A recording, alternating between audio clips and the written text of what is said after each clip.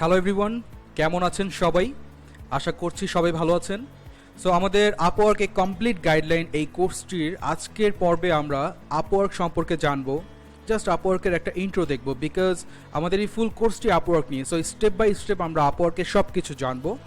তাই আজকের এই লেসনটাতে আমরা আপওয়ার্কের জাস্ট ইনিশিয়াল কিছু ইনফরমেশান আমরা রিসিভ করার চেষ্টা করব বা বোঝার চেষ্টা করব। সো আমি একটু আমার ডেস্কটপ স্ক্রিনে চলে যাচ্ছি। ওকে, সো আমি আমার ডেস্কটপ স্ক্রিনে চলে এসেছি। আমি এখানে দেখতে পাচ্ছি এটা হচ্ছে আপওয়ার্কের ওয়েবসাইট। সো কীভাবে একটা ওয়েবসাইটে যেতে হয়, আই গেস এটা আপনারা সবাই জানেন, বিকজ যেহেতু আপনারা এখন ফ্রিল্যান্সিং করার জন্য মাঠে নামছেন আমি ধরে নিচ্ছি। সো দ্যাটস ওয়াই ডেফিনেটলি আপনি জানেন কীভাবে একটা ওয়েবসাইটে যেতে হয় বা ইউআরএল প্রেস করে নতুন একটা ওয়েবসাইট আপনি ভিজিট করবেন বা কোত্থেকে ওয়েবসাইটের লিঙ্ক কালেক্ট করবেন। সো আমি ধরে নিচ্ছি এগুলো সবই আপনারা জানেন। সো এটা হচ্ছে আপওয়ার্কের ওয়েবসাইট অ্যান্ড দিস ইজ আপওয়ার্কের লোগো। সো চমৎকার একটা কালার কম্বিনেশন। তো আপনারা অনেকে হয়তো জানেন, অনেকে হয়তো জানেন না, প্রত্যেকটা কালারের পেছনে কিছু সাইকোলজিক্যাল টার্মস থাকে, কিছু মিনিং থাকে। সো এইখানে দেখেন ওরা যে কালারটা ইউজ করেছে, সো এই যে গ্রিন কালারটা ইউজ করার, ব্ল্যাক হচ্ছে একটা কমন কালার। সো এখানে গ্রিন কালারটা ওরা ইউজ করেছে কেন? বিকজ গ্রিন কালারটা ব্ল্যাকের সাথে একটা বেটার কম্বিনেশন ক্রিয়েট করে। অ্যান্ড আরও একটা মজার জিনিস হচ্ছে এই গ্রিন কালারটা যে কোনো কিছুর গ্রোথ মিনিং বোঝায়। দ্যাট মিনস সে বাড়তেছে, বড় হচ্ছে। এছাড়াও আরও একটা মিনিং হচ্ছে আমরা ব্রেইন দিয়ে যখন একটা জিনিস চিন্তা করি অ্যান্ড ইমোশনাল হয়ে যখন সেই জিনিসটা নিয়ে ভাবি, সো ওই ব্রেন অ্যান্ড ইমোশন এই দুইটা জিনিসকে কানেক্ট করতে হেল্প করে হচ্ছে গ্রিন কালার। সো আরও অনেকগুলো মিনিংয়ের উপর বেস করে বেসিক্যালি এই কালার কম্বিনেশনগুলো চুজ করেছে। সো যারা কালার কম্বিনেশন নিয়ে জানেন না কিংবা আপনাদের এই সেক্টরটাতে ইন্টারেস্ট আছে যে হ্যাঁ ডিজাইন সেক্টর বা আদার সেক্টর, সো তারা আমার গ্রাফিক ডিজাইনে কমপ্লিট কোর্সটাতে এনরোল করতে পারেন। আর যারা অলরেডি জানেন সো তাদের সেক্ষেত্রে দরকার নেই। এটা জাস্ট একটা সিম্পল একটা আইডিয়া শেয়ার করা ছিল বা সিম্পল একটা ইনফরমেশন ছিল। সো যাই হোক, আমরা আপওয়ার্কের এই ওয়েবসাইটটা দেখলাম, আমরা আরও ডিটেলস দেখবো ওয়েবসাইট আমাদের পরবর্তী লেসনগুলোতে। সো আমরা একটু আপওয়ার্কের প্রিভিয়াস হিস্ট্রিটা জেনে আসি যে হোয়াট ইজ অ্যাকচুয়ালি আপওয়ার্কের মানে প্রিভিয়াস হিস্ট্রিটা কী। তো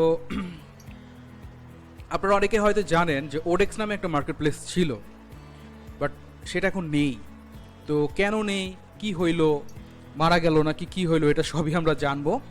তো আমি একটু আপওয়ার্কে উইকিপিডিয়া সেকশনটাতে চলে এসেছি, উইকিপিডিয়া ওয়েবসাইটে। সো এইখানে আসলে আপনারা দেখতে পারবেন ইলান্স নামে একটা মার্কেট প্লেস ছিল যেটা 1998-এ ফাউন্ড হয়েছিল।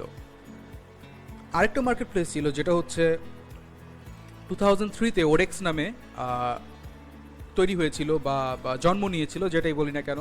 সো ইলান্স মার্কেট প্লেসের নাম হয়তো অনেকে শুনেন নাই, হয়তো খুবই কম মানুষ শুনেছেন, বাট ওডেক্সের নাম অনেক মানুষ শুনেছেন।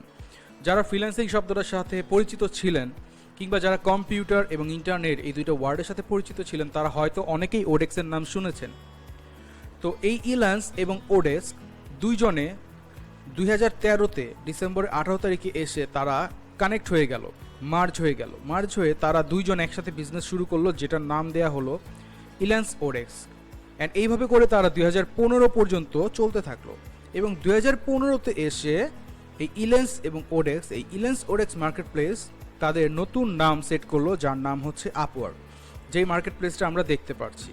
অ্যান্ড এখন আমরা যে মার্কেট প্লেসে কাজ করছি এটা হচ্ছে আপওয়ার্ক। আর আপওয়ার্ক হচ্ছে অন্যান্য সকল ইন্টারন্যাশনাল মার্কেট প্লেসগুলোর মধ্যে অন্যতম একটি মার্কেট প্লেস। এই মার্কেট প্লেসটাকে অন্যতম বলার পেছনে অনেকগুলো রিজন আছে, বিকজ হচ্ছে এই মার্কেট প্লেসের ইন্টারফেস খুব ইউজার ফ্রেন্ডলি। এই মার্কেট প্লেসে অন্যান্য মার্কেট প্লেসের তুলনায় পেমেন্ট ডিসবার্স হয় বাট পেমেন্ট রিলিজ হয় খুব তাড়াতাড়ি। এই মার্কেট প্লেসের ক্লায়েন্টগুলো অন্য সকল মার্কেট প্লেসগুলো থেকে একটু আলাদা।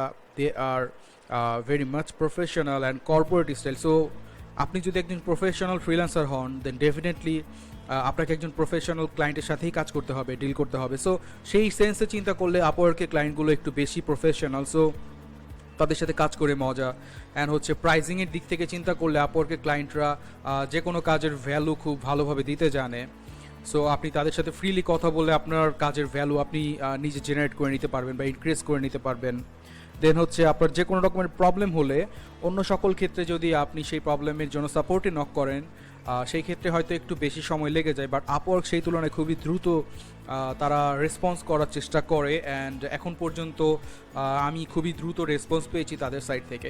সো ওভারঅল আরও অনেকগুলো ফ্যাসিলিটিস আছে। আর সব থেকে মজার বিষয় হচ্ছে কমন একটা মার্কেট প্লেস যেটা ফাইবার, সেই মার্কেট প্লেসে অনেকে কাজ করে, কিন্তু সেখান থেকে ধরেন কোনো একজন ব্যক্তির লাইক পেওনিয়ার পেমেন্ট ইন্টিগ্রেশনে কোনো প্রবলেম হলো, যে আর বাংলাদেশে ধরেন পেপ্যাল নেই, তাহলে সে পেমেন্ট কীভাবে উইথড্র করবে? তো সেই ক্ষেত্রে লোকাল ব্যাংকের মাধ্যমে যদি উইথড্র করতে পারতো তাহলে বেটার হতো, বাট এই সুবিধাটা কিন্তু সেই মার্কেট প্লেসে নেই। বাট এইটা আছে কোথায়? এটা আছে আপওয়ার্কে। সো আপওয়ার্ক মার্কেট প্লেসে আপনি কাজ করে একদম আপনার বাংলাদেশের ব্যাংক অ্যাকাউন্টেই ইনস্ট্যান্ট আপনি ডলার ট্রান্সফার করে দিতে পারবেন। সো উইদিন 3 ডেজ, লেখা থাকে যদিও উইদিন 3 ডেজ, বাট আমি এমনও হয়েছে যে আমি দুপুর 1:10 আমি উইথড্র দিয়েছি, আমার 1:37 ব্যালেন্স চলে আসছে, except Friday and Saturday. So শুক্র এবং শনি যেহেতু বাংলাদেশের ব্যাংক কার্যক্রম বন্ধ থাকে, দ্যাটস ওয়াই 2 দিন বাদে বাকি যে কোনো দিন দিলে দেখা যায় খুবই দ্রুত চলে আসে। সো এই সকল ফ্যাসিলিটিসের জন্যই আমরা আপওয়ার্কে যাত্রা শুরু করব বা আমরা আপওয়ার্কে কাজ করব। সো কীভাবে আপওয়ার্কে কাজ করতে হবে এর পরিপূর্ণ টিউটোরিয়াল বা এর পরিপূর্ণ গাইডলাইনটা আপনারা এই কোর্সটাতে পেয়ে যাবেন স্টেপ বাই স্টেপ। সো আমার রিকোয়েস্ট থাকবে আপনাদের কাছে, আপনারা প্রত্যেকটা লেসন কমপ্লিটলি ফলো করবেন, কোনো লেসন স্কিপ করবেন না, because you are starting your journey in Upwork. So আপনাকে অবশ্যই এইটা সম্পর্কে সম্পূর্ণ ধারণাটা থাকতে হবে, কি করলে আপনার প্রোফাইলের জন্য ভালো হবে, কি করলে খারাপ হবে, এগুলো জেনে আপনাকে জয়েন করতে হবে। কারণ আগে যদি আপনি ভুল করে ফেলেন পরে কিন্তু সেটা সংশোধন করাটা কষ্টসাধ্য হতে পারে। আই থিঙ্ক আপনারা আমার কথা বুঝেছেন। সো আপনারা এই লেসনটা বুঝতে যদি কোনো রকমের সমস্যা হয় প্রথম থেকে আরেকবার দেখবেন, এরপরও যদি কোনো কিছু বুঝতে সমস্যা হয়, শুধু এইটা না, যে কোনো লেসনে যদি বুঝতে সমস্যা হয় ডেফিনেটলি আমাকে জানাবেন, আমি আপনাদের সাথে অলওয়েজ আছি। আমাদের সিক্রেট গ্রুপ আছে আপওয়ার্ক এ কমপ্লিট গাইডলাইন, সো ওই সিক্রেট গ্রুপে সবাই জয়েন করে ফেলবেন। আপনি ফেসবুকে গিয়ে সার্চ করলে সেই সিক্রেট গ্রুপটাতে আপনি জয়েন করতে পারবেন। সো আমি এখানে অ্যাপ্রুভ করে দিব, অ্যান্ড যে কোনো রকমের প্রবলেম আপনি গ্রুপে পোস্ট করতে পারবেন। সো টিল নেক্সট লেসন, সবাই ভালো থাকবেন, সুস্থ থাকবেন, আপনাদের সাথে আবারও দেখা হবে। So good bye everyone.